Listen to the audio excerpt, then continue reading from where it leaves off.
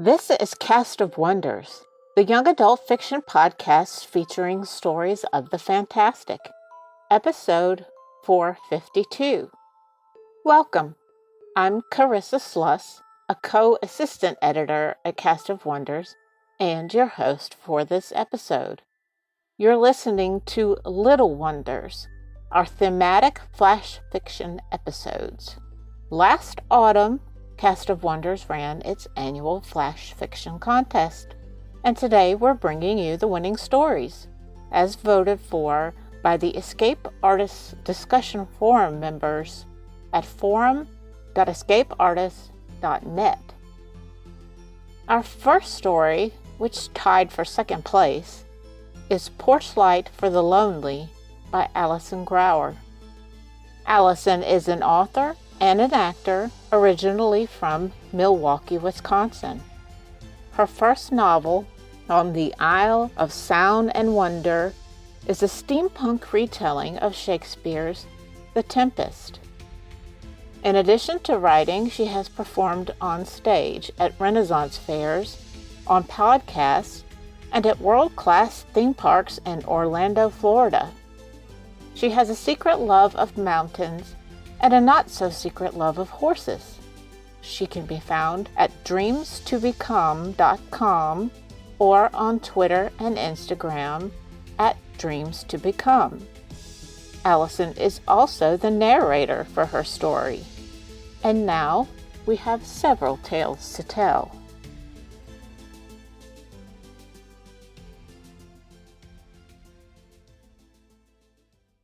Porch Light for the Lonely by Alison Grauer.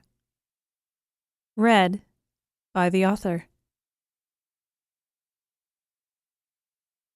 When the big wide sky is black, embroidered with thousands of silver stars, and crickets sing unseen in the dry grass, critters come to the porch of the old house. The rug has long since lost its color from years of harsh sun. The wrought iron bench is rusted, enamel flaking away like tree bark. The mailbox is crooked, and the torn curtains blow gently in the wind. Though it's the sturdiest house left on the block, it sits unlived in, untrespassed. Only the flies and spiders know how empty it truly is inside. Many cats come, strays, abandoned pets and feral. They drape themselves about the porch, meowing with quiet yearning. "Why are we here?" asks a snowshoe kitten. He flops on the dry rug, scratching an itch on his back, and comes up covered in bits of dead grass and red dirt. He sneezes. A gray-brown cat lashes her white-tipped tail. "Have some respect." "For what? For who?" The kitten is old enough to know that only people live in houses, and they never share with cats. To survive is to eat bugs and field mice, or to steal from the garbage of the diner on the main street, not to sit on the porch of an empty old homestead waiting for handouts that never come. "Just wait," says the gray cat. A dry summer breeze rustles through cottonwood trees all up and down the empty block, and owls sit in the branches, waiting. From the hills beyond the road come the deer, wary of the world and stepping so daintily. Moths murmur near the porch light, although its bulb long ago burnt out. The kitten can hear the other animals murmuring to one another. "A great lady lived here," whispers a doe to her fawn. "She had flowers and vegetables in her yard. Music played through every window, and the light was always on." "There was always food," adds an anxious young buck. "Pa says there was even food for us, when every other house in town would chase us away with noises and dogs." A frantic moth darts about the porch, too young by far to remember those days. "What happened to her?" "She died." The owl on the lowest branch of the cottonwood tree blinks his enormous eyes. "It's what happens."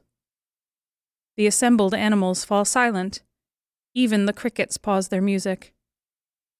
The snowshoe kitten looks at the screen door of the house and feels the waves of longing from the other cats around him.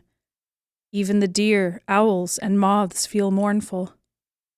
The kitten feels it too, and he can't help himself. A soft, sad mew escapes him. "Then why do we still come?" he whispers. "Because," murmurs the gray cat, "sometimes." The old porch light hums, then flickers on. The moths scatter in wild concentric circles. Delighted gasps echo from all over the porch and the yard. "Sometimes she comes back for us."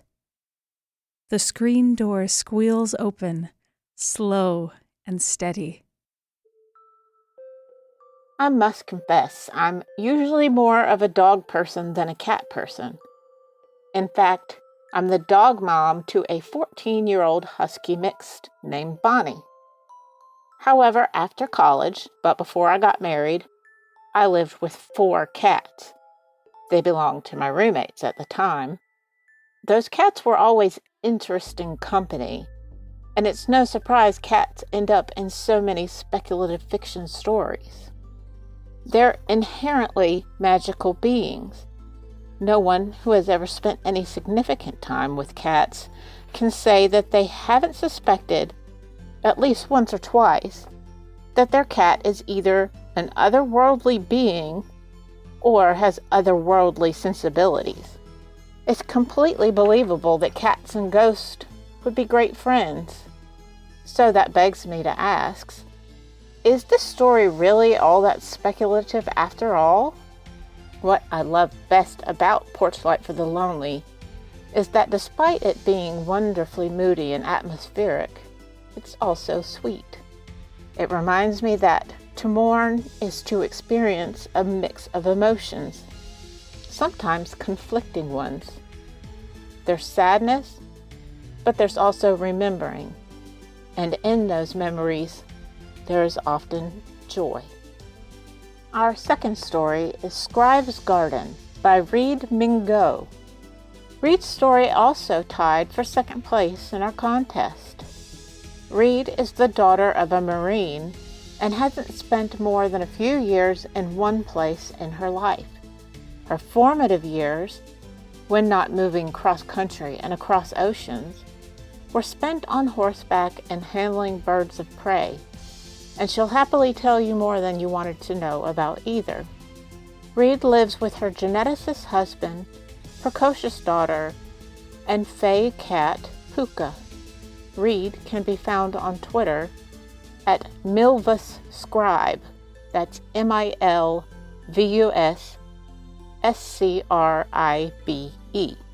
The narrator for Scribe's Garden is Danielle Imara. Danielle is a UK-based multidisciplinary artist.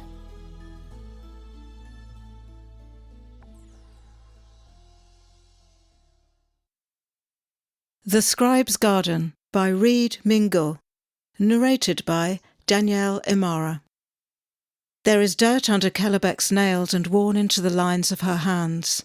Her garden is full of flowers and bees and hummingbirds and life. She breathes in deep, letting the muddled sweetness of 100 kinds of flower sink deep into her lungs, savouring it for the fleeting pleasure it is. This peace never lasts. Not in the season of the butterfly. Soon everyone, from rulers to beggars, will come seeking her garden's gifts. "Scribe, I found another!" Her protégé holds out cupped hands, breathless. Curled into them is a spiky black and yellow buckeye caterpillar. The garden loves Parvana. "Wonderful. Come and put it with the others." Kellebeck lets the young woman lead the way around the side of her cottage to the arium, feeling every one of her many years. "What do you think it will become?" "Hope," Parvana says, sure as sunrise, and deposits the creature on fresh leaves. Kellebeck tends to the linen-screened arium at dawn before Parvana arrives.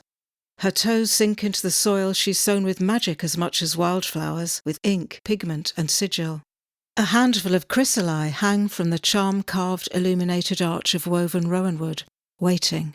The magic they've consumed in the leaves has changed them. Kellebec has learned to guess what gifts lay within. The golden chrysalis as long as her thumb holds hope. The next one, blue of a summer's sky, grants peace. The mottled green one, a blessing for crops, all small, well-loved gifts. And the new one, skipper small and wriggling to rid itself of its molt. A wish. The starfield and gold pod is unmistakable. Kellebec's knees give way and she drops to the dark earth, staring. Not again. Her garden has given a wish. "What will you do with it?" Parvana asks as Kellebec transfers the fragile pod to a glass jar. Her hand closes on the lid and for a moment she considers letting it die in airless dark. Wishes are dangerous. People have killed over those butterflies. She is so tired of wishes. But if she does not raise them, another scribe will. One who cares only about what can be gained and not those in need. There's no one else who cares. I don't know. Kellebec sinks into a chair. I thought there'd never be another. The petitioners will show up soon. Their scribes will have told them. "Scribe, please rest. I will handle it." There's no one else. Parvana smiles, picks up the jar, and lays an ink-stained hand on Kellebec's arm. "Am I your protégé or not? The petitioners have come and gone. No one fought. No one died. Parvana has stardust in her hair and her eyes are bright. I didn't give it to them. I made my wish like you did with the very first. I wished to be a wise and worthy heir." Kellebec can't tell if it's relief or pride or both flooding her eyes as she embraces Parvana. You are. Generally, the goal of a good flash fiction story is to be whole and complete, while also being succinct. There's no doubt that this story managed to do that, but there's still a feeling, in a very good way, that there is a much larger and more complex world beyond the bounds of this very immediate tale. Thankfully, about her story, Reed Mingo says, "I spent a lot of time this summer raising butterflies with my daughter in those science kits, you know, and this was inspired by that experience. I'm hoping to write more in this scribal magic setting eventually. I really love it." We love it too, obviously, and we're so thankful Reed shared it with us, and we do hope she writes more. Our final story, and the overall winner of the 2020 Flash Fiction Contest, is Bony Bonnie Dead Horse by Shane Halbach. Shane lives in Chicago, where he writes software by day and avoids writing stories by night. His fiction has appeared in Analog, Intergalactic Medicine Show, and the year's best YA speculative fiction, among others. He blogs at shanehalbach.com or can be found on Twitter at Shane Halbach. The narrator for this story is Tonya Ransom. Tonya is the creator and executive producer of Nightlight, a horror podcast featuring creepy tales written by Black writers. Tonya has been scaring people since the 2nd grade, when she wrote her first story based on Michael Myers. She's pretty sure her teacher was concerned, but she thinks she turned out fine-ish. Tonya tells horror stories regularly on Twitter at Missdefying. That's MISSDEFYING.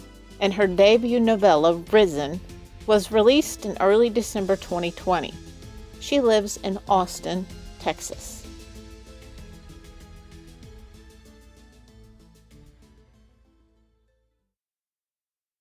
Bony Bonnie Dead Horse by Shane Halbach, narrated by Tonya Ransom.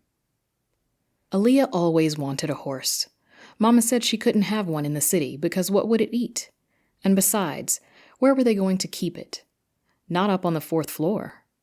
But Aaliyah wanted it so bad. She leaned out of her bedroom window, even though Mama said she would fall out, and just sort of pushed out from her brain. Her brain pushed, "Come here, horse. I need you more than anything in the world."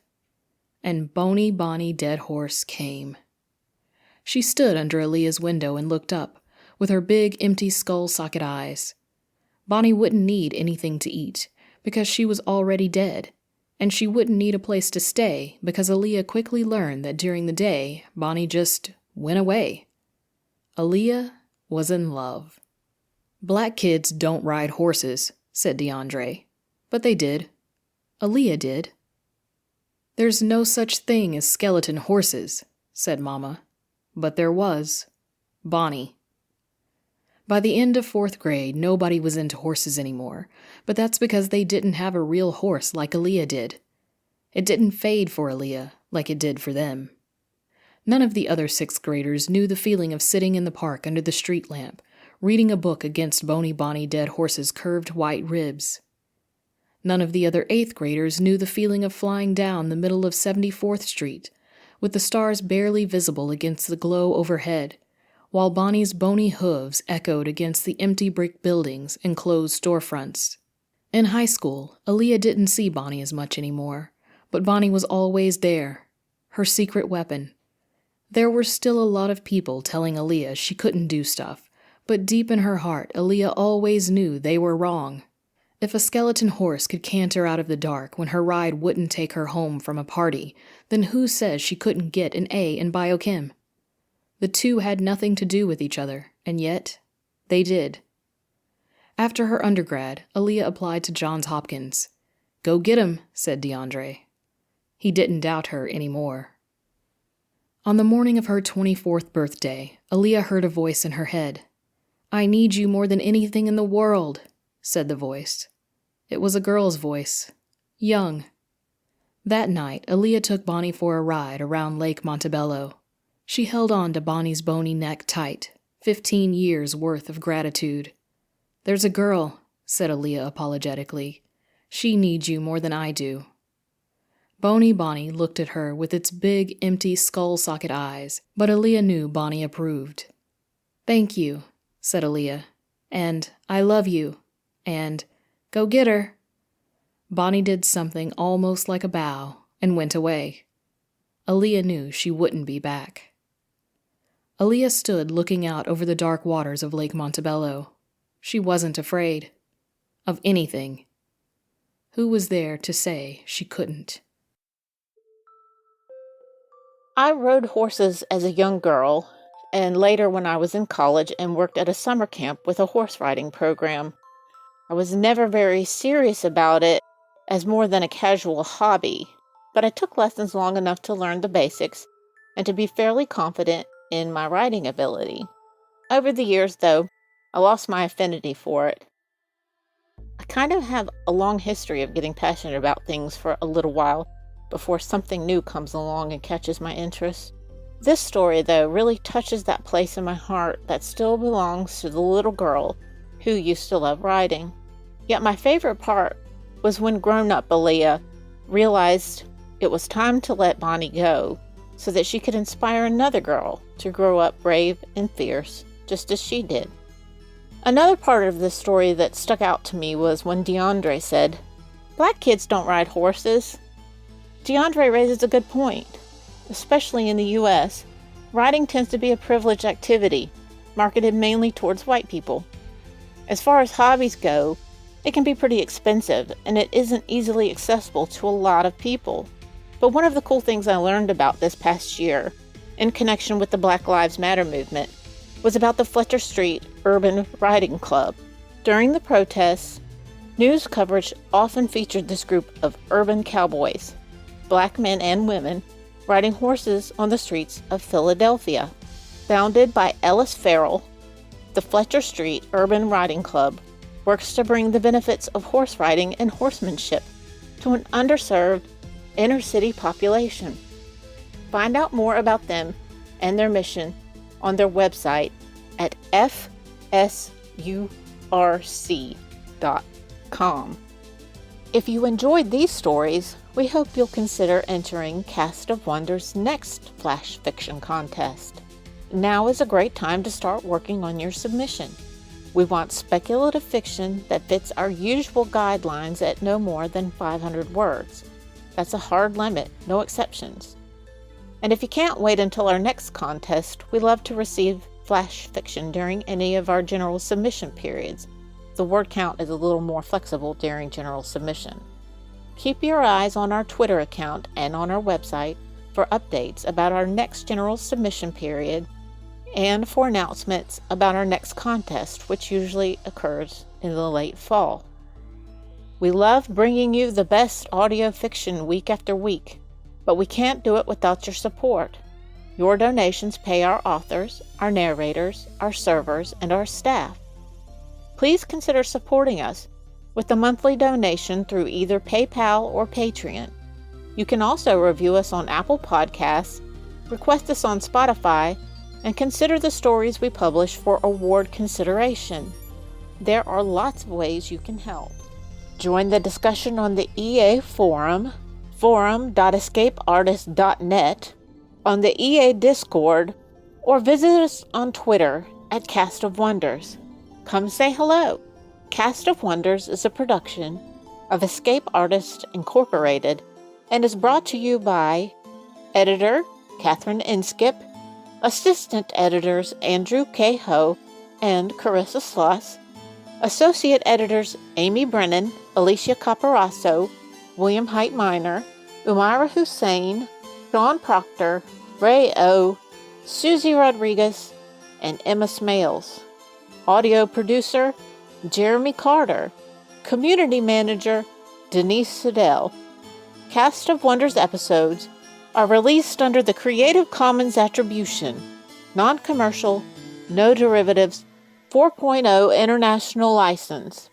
You can download or share the episode, but you can't change it or sell it.